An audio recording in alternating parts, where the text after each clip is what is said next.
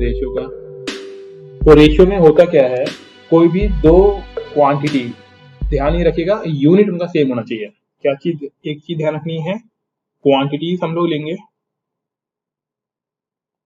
और उन क्वांटिटीज का यूनिट सेम होना चाहिए। यूनिट का मतलब ये है कि मीटर में है तो मीटर में हो, किलोमीटर में हो। अगर आपने किलोमीटर और मीटर का रेशियो निकाल दिया तो आंसर गलत माना जाएगा वो। तो आपका जो यूनिट है वो सेम होना चाहिए, पहली बात। तो रेशियो को हम लोग ए रेशियो बी भी लिख सकते हैं और इसी चीज को हम लोग ए अपॉन में बी भी लिख सकते हैं, दोनों ही बातें एक ही है। पहले वाले को हम फर्स्ट टर्म बोलते हैं, सेकंड वाले को सेकंड टर्म बोलते हैं, ठीक है। इसी तरीके से इनके एक और नेम होते हैं, ये फर्स्ट टर्म हो गई, ये सेकंड टर्म हो गई, ये भी इनका नाम है। बाकी कोई आपसे नाम नहीं पूछेगा, है ना, बस जान लीजिए समझने के लिए। इसे बोलते हैं एंटीसीडेंट, ये नाम आपने मोस्टली मेरे हिसाब से पहली बार ही सुना होगा। और सेकंड वाले को बोलते हैं कॉन्सिक्वेंट। किसी ने आपसे पहले मालूम था ये रेशियो की जो अपर और लोअर होते हैं, इनको हम ये बोलते हैं, ठीक है, antecedent and Anjum Javed. First time join कर रहे हैं अंजुम आप? नो सर, मैं कर रही थी ज्वाइन इससे पहले, लेकिन 1-2 दिन से नहीं किया। ओके ओके, ठीक है। किसी और नाम से फिर आपने ज्वाइन कर रखा होगा, है ना पहले? नहीं सर, मैंने अंजुम नाम से ही करा था। अच्छा ठीक है, फाइन। रेशियो कर रहे हैं अभी, है ना। तो यहाँ पे देखिए 5, अपन कोई भी नंबर ले लीजिए, मैंने मान लीजिए ले लिया 5/9, मतलब 5/9 लेते हैं, कोई भी नंबर ले सकते हो ना। हाँ जी सर, स्क्रीन विजिबल नहीं हो रही है। स्क्रीन विजिबल नहीं हो रही है? ओके, कितने लोगों को विजिबल नहीं हो रही स्क्रीन? मैंने इसने स्क्रीन विजिबल हो रही, विजिबल है ऑल, स्क्रीन विजिबल है सर। विजिबल है। आप एक बार क्या करिए, दोबारा से लॉगिन करिए ना, नेटवर्क का इशू हो सकता है इसलिए विजिबल नहीं हो रही होगी आपको, है ना। एक बार दोबारा लॉगिन करिए। हाँ जी, तो देखिए आप, तो इसमें क्या होता है, कोई भी नंबर ले सकते हैं हम लोग, है ना।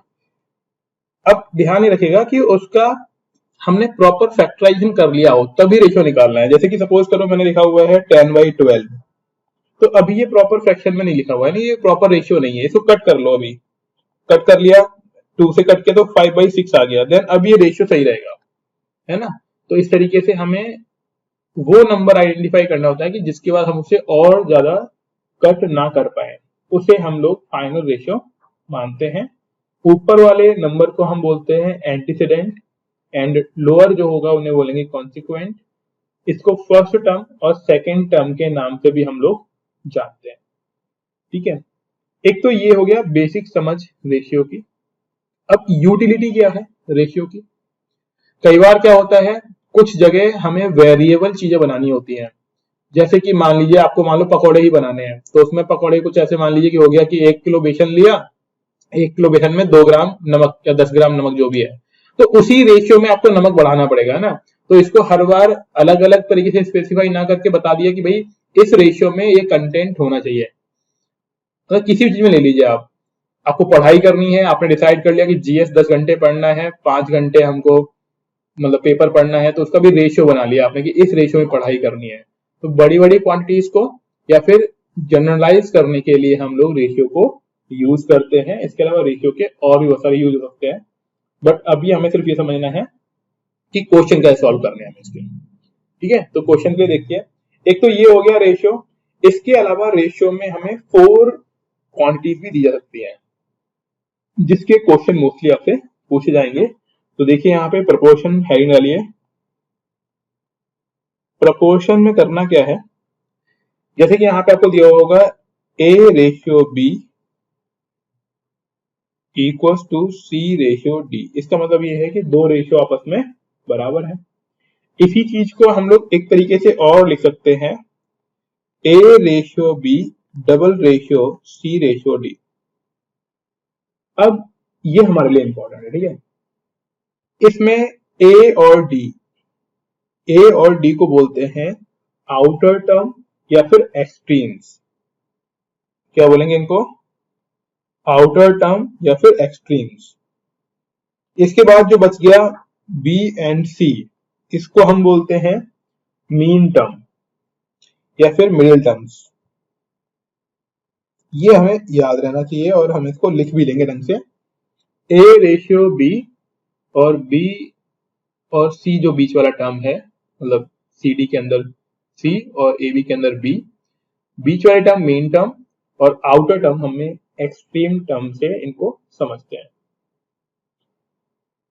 ठीक है। अब इन्हीं में इनके नंबर भी डिफाइन होते हैं, कौन सा फर्स्ट प्रोपोर्शन है, कौन सा सेकंड प्रोपोर्शन है, कौन सा थर्ड प्रोपोर्शन है, ठीक है।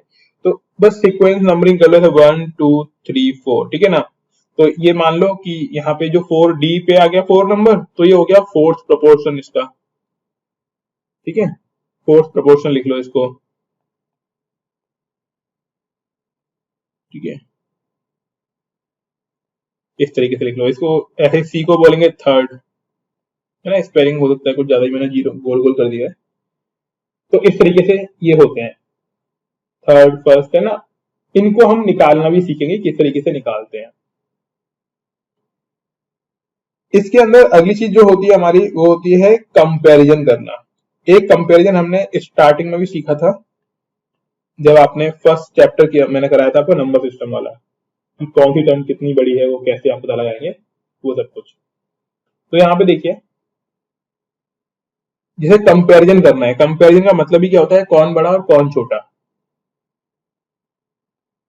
तो देखिए यहाँ पे कंपैरिजन में देखिए, हमें आइडिया लगाना होता है कि बड़ा कौन है और छोटा कौन है। तो a upon B greater than C upon D लिख दिया, इसका मतलब ये वाला नंबर बड़ा है। और a upon B less than C upon D लिख दिया, तो ये नंबर बड़ा है। और कैसे चेक करते हैं वो मैंने आप लोगों को बताया था। जैसे कि मैं कुछ प्रोपोर्शन लिख रहा हूँ, 2/3, 7/8, ठीक है, 9/11। तो बताइए सीक्वेंस में बताओ, इनका ऑर्डर निकालिए, दोनों सेम होना चाहिए। हाँ, डिनोमिनेटर सेम होना चाहिए, वेरी गुड। देखो, ऊपर वाले को बोलते हैं न्यूमरेटर, नीचे वाले को बोलते हैं डिनोमिनेटर। ये 3 नंबर हमें दिए हुए हैं, हमें क्या करना है, पता लगाना है भाई कौन सा नंबर बड़ा, और मतलब कौन सा रेशियो बड़ा फिर कौन सा छोटा, इस तरीके से। तो कैसे पता लगाएंगे, तो इनको आप पहले लिख लो, 2/3, 7/8 और 9/11। और ये क्वेश्चन बहुत फ्रिक्वेंटली पूछा जाता है, यूपीएससी में पूछते हैं, पीसीएस में पूछते हैं, जो भी स्टेट का पीसीएस आप दोगे, मतलब इस तरह का क्वेश्चन कि रेशियो में नंबर दिया और पूछते हैं बताइए कौन सा नंबर बड़ा और कौन सा नंबर छोटा। तो देखो, डिनोमिनेटर को सेम कर लो, और डिनोमिनेटर को सेम कैसे करना है ये हमने बताया था आपको एलसीएम और एचसीएम में, कि इन तीनों का एलसीएम ले लो आप। कैसे? अगर आप इनको नंबर को देखोगे तो ये प्राइम नंबर हो गए अपनी तरफ, अपने आप में एक तरीके से prime number in the sense कि कॉमन कुछ नहीं मिलेगा आपको। तो करना क्या पड़ेगा आपको, 2 के नीचे क्या आएगा, 3 इंटू 8 इंटू 11, ठीक है। 7 के नीचे भी क्या आएगा, 3 इंटू 8 इंटू 11। ऐसे 9 के नीचे क्या आएगा, 11 हो गया, 3 हो गया, 8 हो गया। और हमने क्या पढ़ा था, जिन नंबरों से नीचे मल्टीप्लाई कर रहे हो उन्हीं नंबरों से ऊपर ही मल्टीप्लाई करना पड़ेगा। तो सोचो आप, नीचे तो कॉमन बना दिया हम लोगों ने, अब यहाँ पे 3 है तो ऊपर किस किस से मल्टीप्लाई करना है, 8 और 11 से। ये बात समझ में आ पा रही है? हाँ जी, यहाँ पे 8 ऑलरेडी था तो 11 और 3 से मल्टीप्लाई किया, यहाँ पे 3 और 8 से मल्टीप्लाई किया। क्या ये बात समझ में आई या फिर गोल गोल हो गई? हाँ जी, बताएं जरा एक बार, ये जो मैंने बराबर कर दी है ऐसे, ये कितने लोगों को समझ में नहीं आया कि कैसे बराबर कर दिया मैंने? ये बोल दो, चलो दोबारा रिपीट ही कर देता हूँ मैं। समझ आ गया सर। समझ आ गया? देखो क्या करना था हमने, देखो यहाँ पे 3 था, हम लोग जानते हैं एलसीएम लेंगे ना तब भी कुछ कॉमन आएगा नहीं। तो देखो यहाँ पे इस नंबर को मल्टीप्लाई करना पड़ेगा, पहले नंबर को मल्टीप्लाई करना पड़ेगा 8 और 11 से, तो हमने ऊपर भी 8 और 11 से मल्टीप्लाई किया, नीचे भी 8 और 11 से मल्टीप्लाई किया। यहाँ पे 8 ऑलरेडी है, 3 और 11 से मल्टीप्लाई किया, ऊपर भी 3 और 11 से मल्टीप्लाई किया। यहाँ पे 11 है तो 8 और 3 से नीचे मल्टीप्लाई किया, 8 और 3 से ऊपर मल्टीप्लाई किया। ठीक है, ये काम किया बेसिकली। तो इस चीज से हुआ क्या, डिनोमिनेटर सभी के क्या हो गए, सेम हो गए, मतलब नीचे वाला नंबर सभी का सेम। और जब नीचे वाला नंबर सभी का सेम हो गया ना, तो बस अब ऊपर वाला नंबर चेक कर लो, ऊपर वाला नंबर जिसका बड़ा वो बड़ा, जिसका छोटा वो छोटा नंबर। तो देखो यहाँ पे 11 2 22, 22 इंटू 8 कितना होगा, 176। हाँ जी, इतना ही होगा।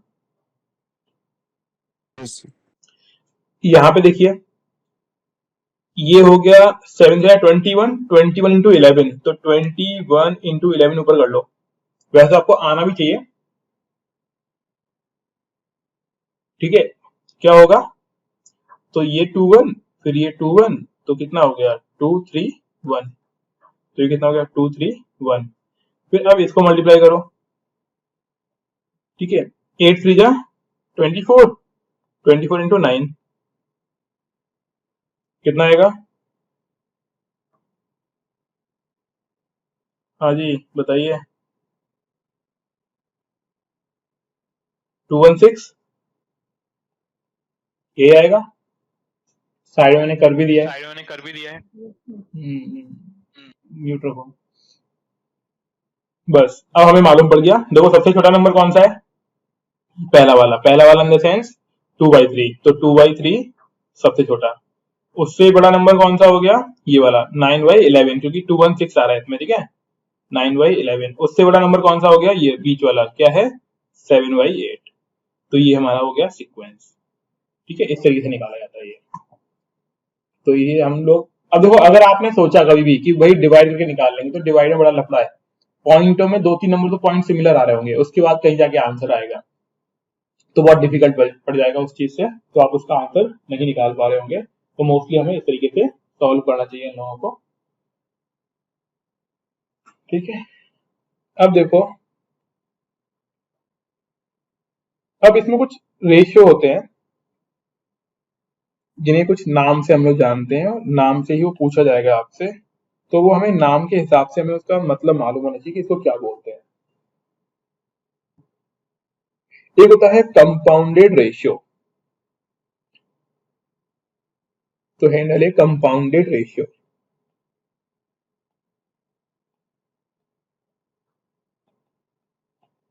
देखो कंपाउंडेड रेशियो में क्या होगा, जैसे फॉर एग्जांपल में दिया हुआ है a ratio b bracket 1, b ratio c, then c ratio d। Compounded पूछा हुआ है तो क्या करो आप, सॉरी मतलब मैंने कॉमन कर दिया, इसमें कॉमन नहीं आएगा नंबर, है ना। ये कॉमन वाला भी आएगा बट अलग जगह कराएंगे आपको ये। अभी के लिए दूसरा देखिए एक तरीके से कि a ratio b, then c ratio d and e ratio f। Different different ratio है ना, सिमिलर भी ले सकते थे बट सिमिलर में भी कंफ्यूज हो जाओगे आप, वो थोड़ा सीखने के बाद लेंगे हम लोग सिमिलर, अभी डिफरेंट डिफरेंट ले लेते हैं।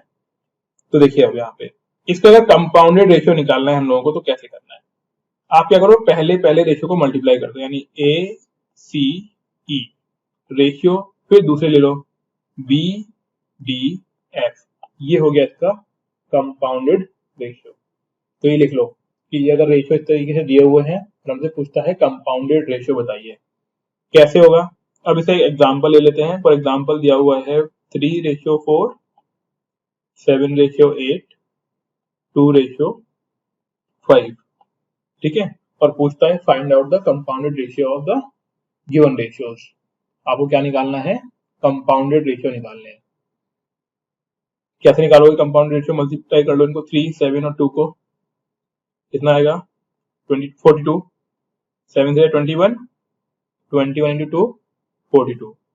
फिर अगला कितना होगा 8 5 40, 44 जा 160, तो ये इसका हो गया कंपाउंडेड रेशियो। वेरी गुड, ठीक है, वेरी गुड, कंपाउंडेड रेशियो आपका आ गया, फाइन। तो समझ आ गया कंपाउंडेड रेशियो इजी है। अगला देखिए डुप्लीकेट रेशियो, सेकंड लिखिए डुप्लीकेट रेशियो।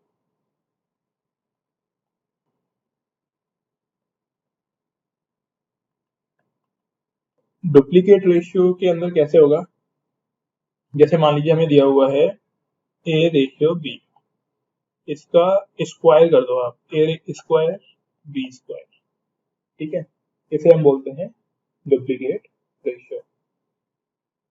कहने वाली बात क्या होगी, एक तरीके से हमने स्क्वायर कर दिया उसको। एक पूछा जाता है सब डुप्लीकेट रेशियो क्या होगा,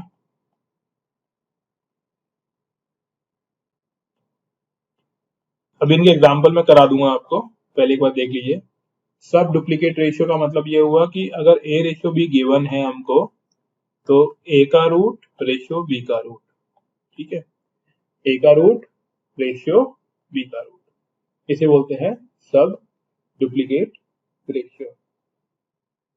फिर एक होता है, लिख पा रहे हैं ना आप लोग, समझ में आ रहा है? Yes sir. हाँ ठीक है। अगला लिखिए ट्रिप्लीकेट रेशियो, तो ट्रिप्लीकेट से समझ गए वो तीन, ठीक है, ट्रिप्लीकेट रेशियो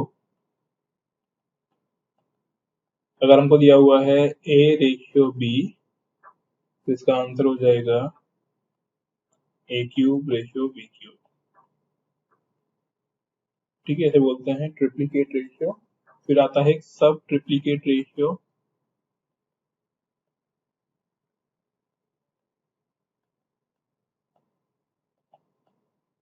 तो ए रेशियो बी, तो यहाँ पे जो इसका सब ट्रिप्लीकेट बनेगा उसमें ए के ऊपर पावर होगी 1/3, और सिमिलरली रेशियो लगाने के बाद बी के ऊपर पावर होगी 1/3, इसे बोलेंगे हम लोग सब ट्रिप्लीकेट रेशियो।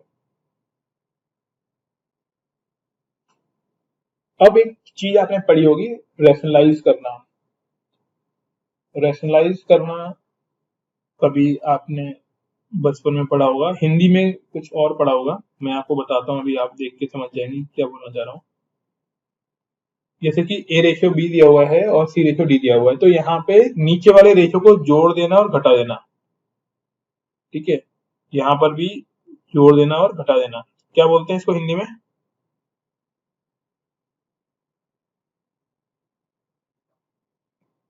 नहीं तो कोई दिक्कत नहीं है ना, हिंदी का नहीं मालूम तो कोई दिक्कत नहीं है, इसे रैशनलाइज करना बोलते हैं इंग्लिश में, ओके।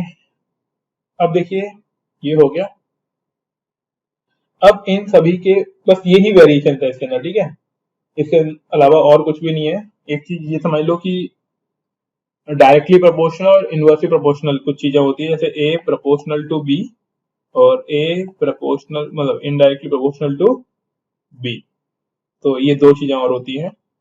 इसका मीनिंग होता है कि अगर ए इंक्रीज होगा तो बी भी इंक्रीज होगा पहले वाले का, मतलब if A go up then B also goes up, और दूसरे का मीनिंग है if A goes up then B will be go down, और इसका रिवर्स मतलब उल्टा, एक बड़ा बढ़ेगा तो दूसरा छोटा होगा, दूसरा छोटा होगा तो पहला बढ़ेगा, इसका मीनिंग ये होता है।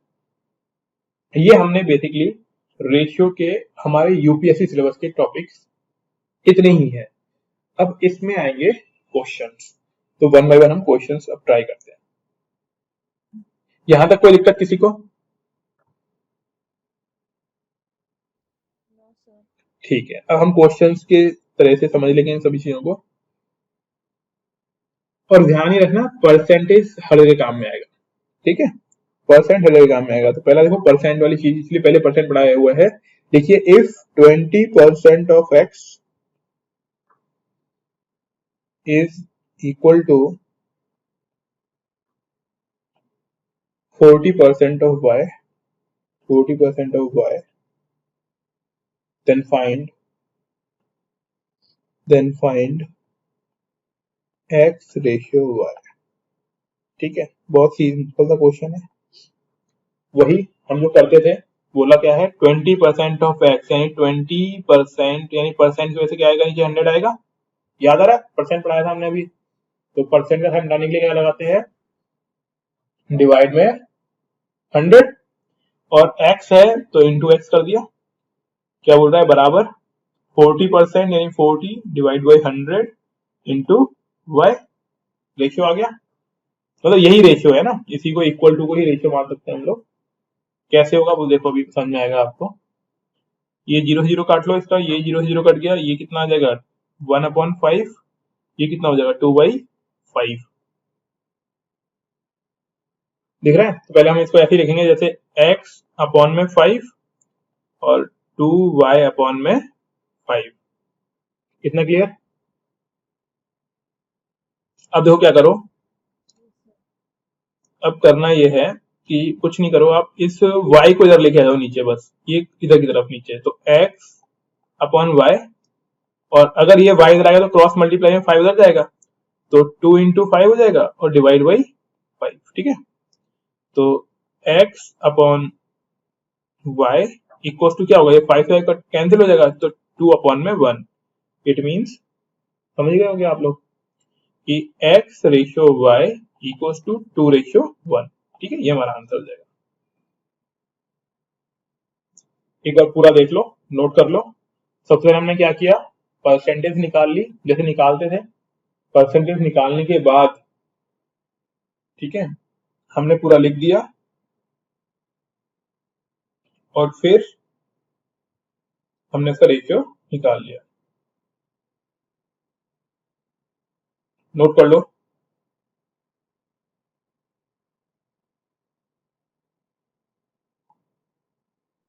हो गया सर। हो गया? इसमें कोई दिक्कत?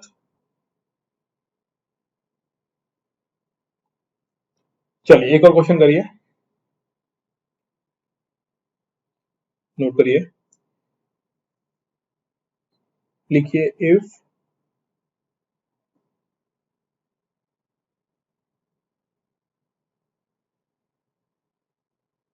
Seven ratio x equals to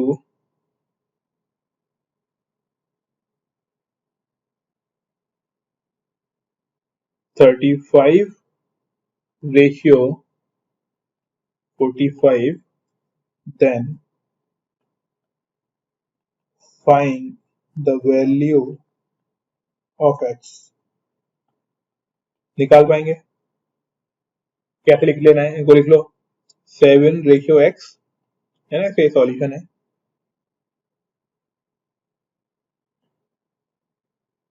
equals to 35 ratio 45, है ना। इतना लिखने के बाद क्या कर सकते हो आप, हमने क्या बताया था, ये मिडिल टर्म होती है, ये एक्सट्रीम टर्म होती है। होता क्या है, मिडिल टर्म आपस में मल्टीप्लाई होगा और एक्सट्रीम टर्म आपस में मल्टीप्लाई होगा। तो इसे हम ऐसे लिख सकते हैं 35x इक्वल्स टू 7 इंटू 45। जिनको ये बात समझ नहीं है तो उसको ऐसे ही समझ लीजिए आप कि 7 अपॉन एक्स कर दिया और 35 अपॉन में 45। ठीक है, तो ये दोनों यहाँ क्रॉस मल्टीप्लाई हो जाएंगे, तो x into 35 equals to 7 into 45। अभी क्लियर है? जिनको मिडिल टर्म वाला कॉन्सेप्ट समझ में ना आए वो लोग कैसे करेंगे, अपॉन में लिख लो 7 अपॉन एक्स और 35 अपॉन 45। और अब आई होप आप लोग एक्स की वैल्यू निकाल लेंगे आराम से। कैसे निकालेंगे, x equals to 7 into 45 divide by 35 हो जाएगा। यहाँ पर भी यही करना है, अब तो इक्वल ही चीज आ गई है, 7 इंटू 45 डिवाइड बाई 35। तो 7 5 to 35 और 5 9 जा 45, यानी x की वैल्यू कितनी आ गई, x की वैल्यू कितनी आएगी 9। ये बात समझ में आई? तो ऐसी आंसर, मतलब ऐसे आंसर को लेके घबराना नहीं है। चलिए अब एक क्वेश्चन में दे रहा हूं आपको, वो आप लोग ट्राई करेंगे।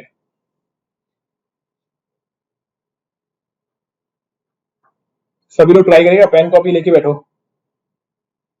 देखिए, if 60% of A equals to 0.50 of b equals to 2/5 of C, then find मतलब A ratio B ratio C। करिए वो ट्राई।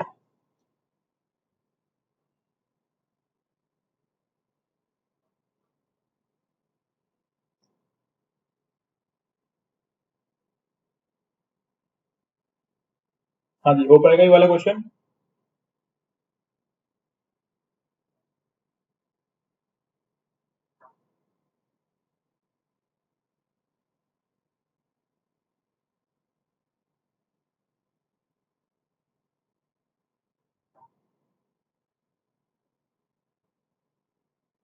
देखिए बहुत सिंपल है।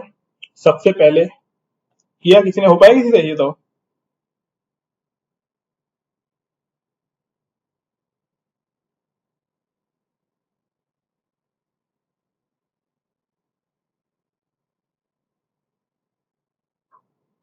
देखिए नहीं हो पाया तो सॉरी से देखिए इसका 60% ऑफ ए, तो हमने क्या सीखा था? 60% लिखो, 60 लिखो, अपॉन में 100 लिखो और ए लिख दो।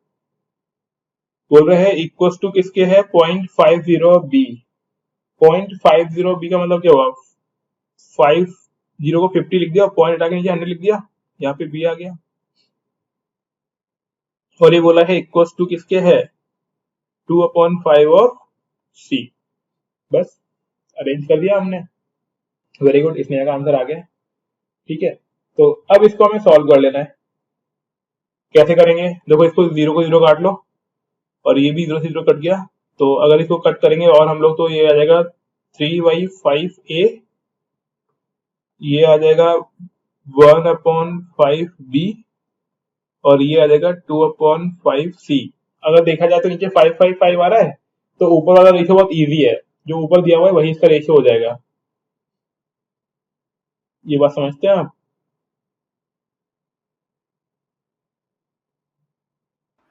सर सेकंड 1/2 आएगा।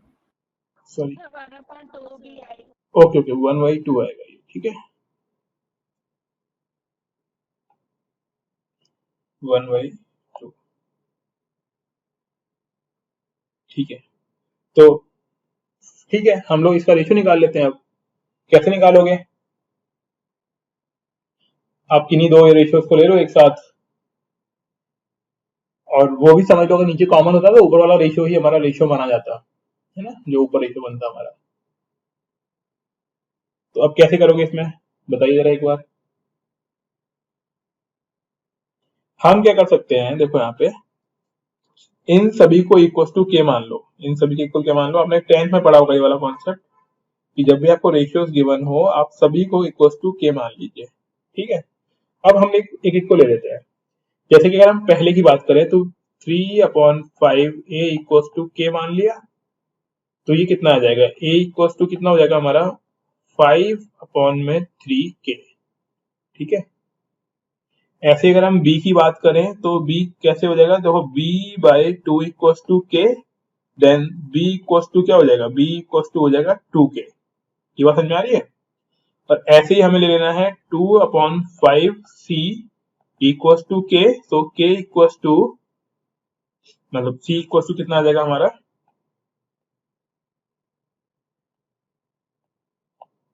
c इक्वल टू हो जाएगा 5/2k। ये क्लियर हुआ? तो अब आप लिख सकते हो भाई a ratio b ratio c। तो a की वैल्यू कितनी आ रही है? 5/3k ratio 2k ratio 5/2k। ये ध्यान रखना, k इक्वल टू माने तो आपका आंसर गलत हो जाएगा। अगर आपने ऊपर से ही कर दिया तो आपका आंसर गलत हो जाएगा, ये आपको ध्यान रखना है।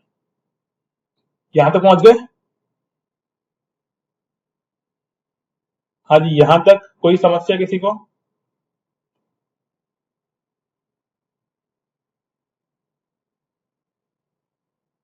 बस अब तो कुछ नहीं करना है। आपको चाहे तो ऐसे ही रेशियो ले लो, और ऐसे नहीं लेना है तो क्या कर सकते हैं हम लोग? हाँ जी, अपॉन वाली वैल्यू कैसे हटाते हैं?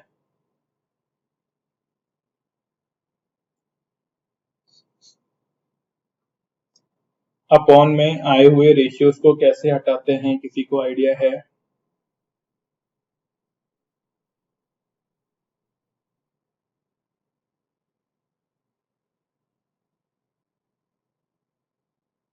ओके फाइन, देखो यहाँ पे जो भी अपॉन में वैल्यू है उससे दूसरे दूसरे नंबर को मल्टीप्लाई कर दो आप। देखो यहाँ पे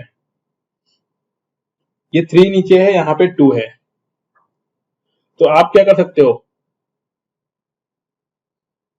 चाहे तो हम सभी का डिनोमिनेटर क्या कर दें, सेम कर दें। तो डिनोमिनेटर सेम करने के लिए बताइए किससे मल्टीप्लाई करना पड़ेगा? सभी का डिनोमिनेटर सेम करने के लिए किस नंबर से मल्टीप्लाई करना पड़ेगा?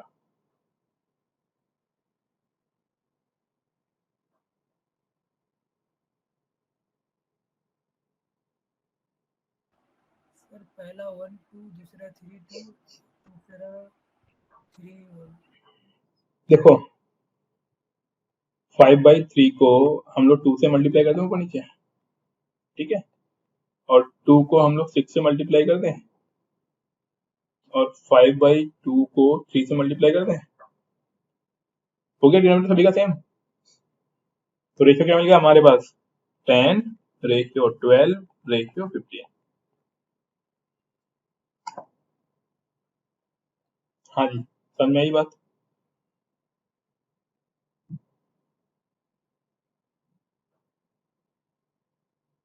हाँ जी, इसमें कोई डाउट? क्या करना है बराबर, सभी का डिनोमिनेटर सेम कर देना है।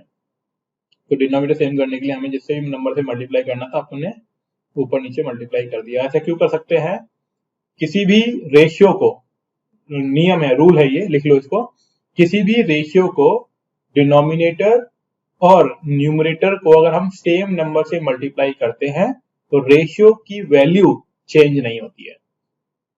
दोबारा सुन लीजिए, किसी भी रेशियो में अगर हम न्यूमरेटर और डिनोमिनेटर से, मतलब डिनोमिनेटर में सेम नंबर से मल्टीप्लाई करते हैं तो वैल्यू चेंज नहीं होती है।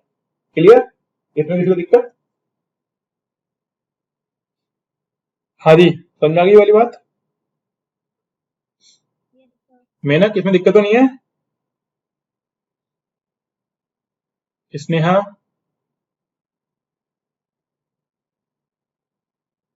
ठीक है, ओके फाइन, गुड। चलिए अब एक और डिफरेंट टाइप का क्वेश्चन करते हैं।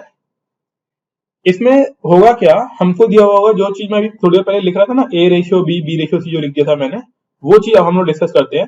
सपोज ए रेशियो दिया गया है 3:4, ए रेशियो भी दिया हुआ है 3:4, बी रेशियो सी दिया हुआ है आपको 5:7, सी रेशियो डी दिया हुआ है 8:9। आपको आइडेंटिफाई करना है A ratio B ratio C ratio D, ये निकालना है। कैसे निकालेंगे? हाँ जी, कोई है जिसको निकाल पाएगा?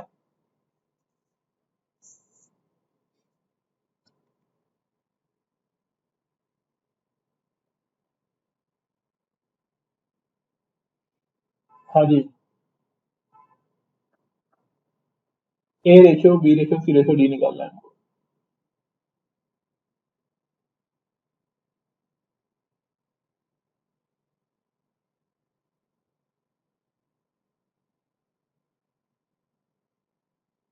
Any idea? एक बार ट्राई करो, ट्राई भी करो एक बार, कि अगर हमको A ratio B, B ratio C, C ratio D दिया गया हो तो हम लोग कैसे निकालेंगे?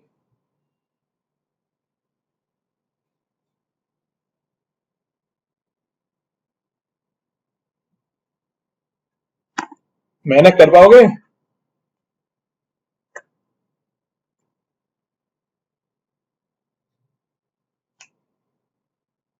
स्नेहा?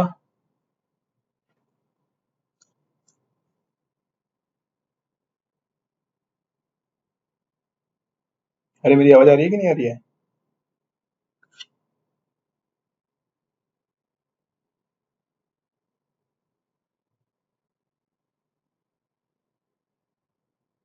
हेलो, मेरी वॉइस आ रही है? अब दो बोल ही नहीं रहे हो। Yes sir. आ रही है ना? हाँ, सॉल्व करो इसको एक बार।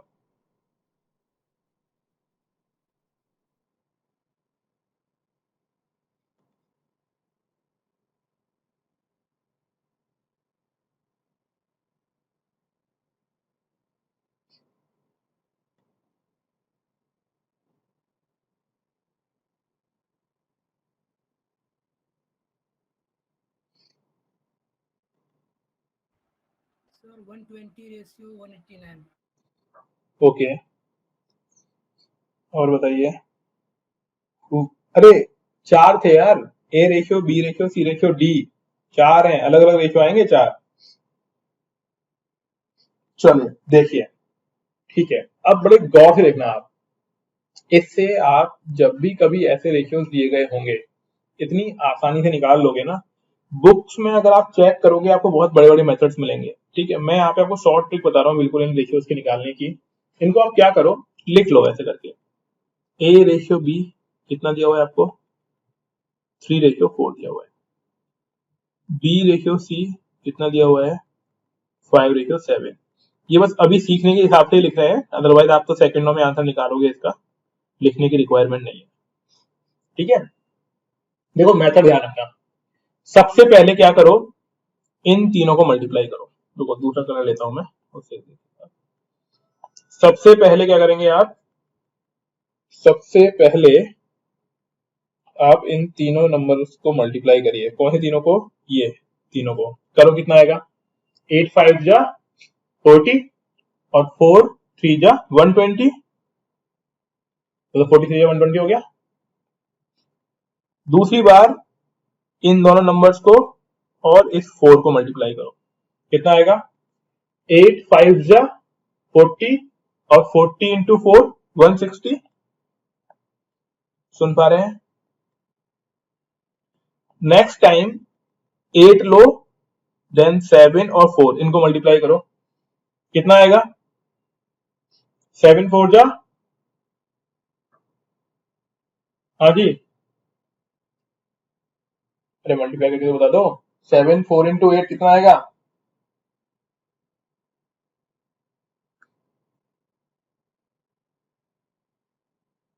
पक्का सुन रहे हो ना सब मेरी बात? तो 7 4 जा 28 इंटू 8 किया तो 4, देन 6 कैरी, 8 2 जा 16 और 6 22। कितना आ जाएगा यहाँ पे? 2 2 4।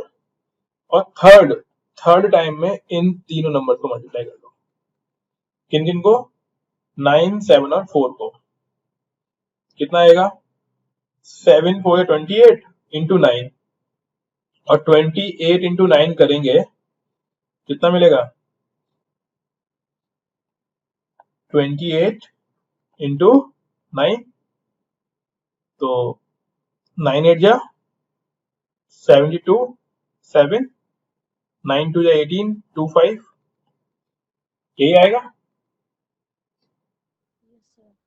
2 5 2। ये बेसिकली क्या है? ये है A ratio B ratio C ratio D. बस कट कर लो इनको, 2 से कट हो जाएगा। अभी इधर कितना आएगा? 60 80 112 126।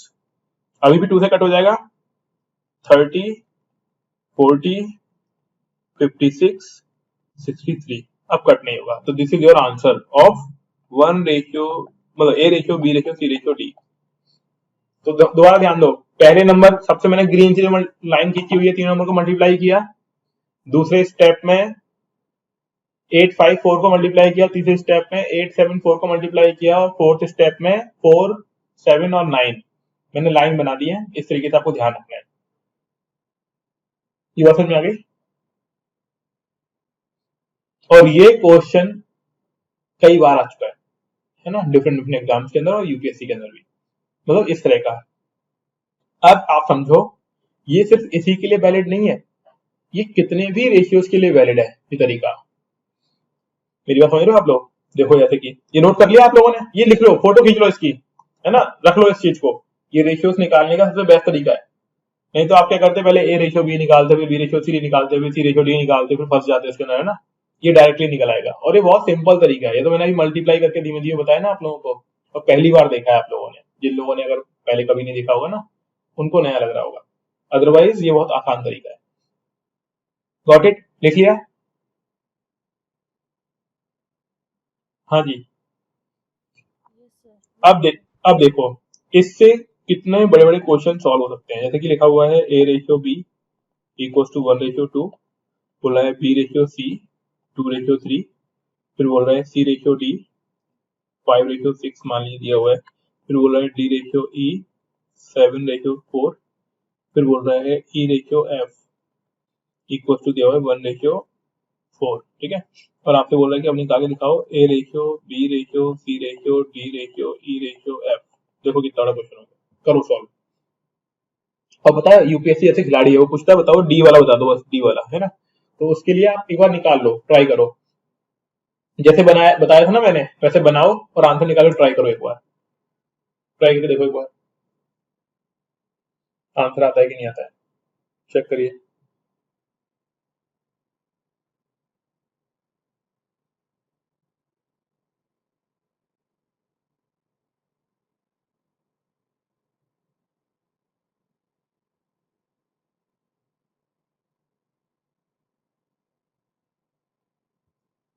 हाँ जी देखो, आपने ट्राई किया ही होगा, मैं और दिखा देता हूँ यहाँ पे। ऐसे हमने देखो, अब A ratio B ratio C ratio D लिखने की जरूरत है नहीं, सीधे आप रेशियो लिख लो, मतलब पूरी वो कहानी लिखने की जरूरत नहीं है। ऐसे लिखो 1:2, 2:3, 5:6, 7:4, 1:4, ठीक है। पूरे लिख लिया हमको मालूम है कि भाई हम किसका निकाल रहे हैं answer, A ratio B ratio C D ratio E ratio F, ठीक है। इसका आंसर निकालने वाले हैं। सबसे पहले इनको मल्टीप्लाई कर लो, 2 1 2, 5 10, 10 to 7 70, और 1 से मल्टीप्लाई करो तो 70 आएगा, है ना, पहला आ गया।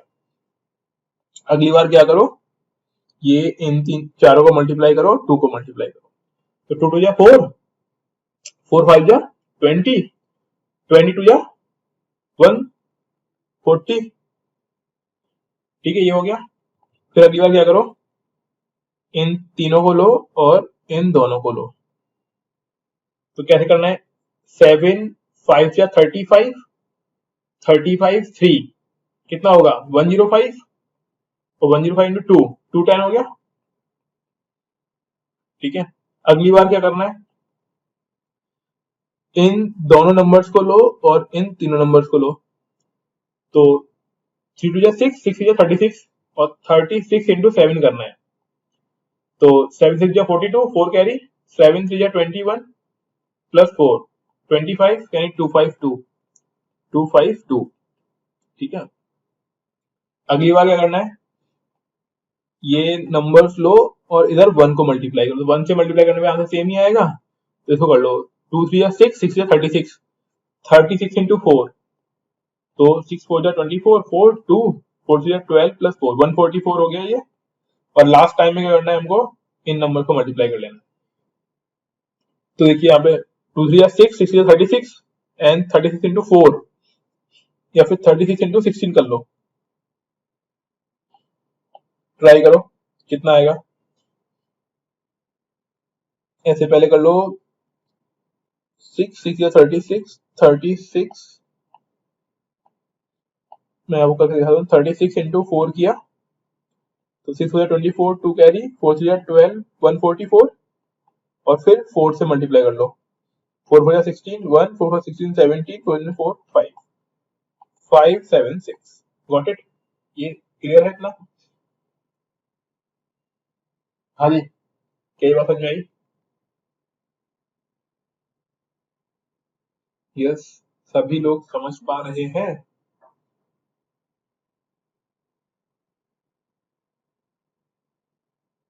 बस अब देखो इसमें क्या ये सभी से 2 डिविजिबल है, 2 से, हाँ 2 से डिविजिबल है, तो कर लो, 35 ये आ गया, 70 ये आ गया, 105 ये आ जाएगा, 126 ये आ गया, और 72 ये आ गया, और 288, ठीक है। अब ये 3 से अगर कटते हो तो कटते होंगे, नहीं तो ये आंसर हो गया हमारा, है ना, ये आंसर है। अब इसमें किसी का भी रेशियो पूछ लो, ये ए का हो गया, ये बी का, ये सी का, ये डी का, ये ई और ये एफ, ये हमारा आंसर है। इससे हम कितने बड़े भी रेशियो सॉल्व कर सकते हैं। इसमें किसी को दिक्कत कोई? हाँ जी बताएं। मैंने किसने? हाँ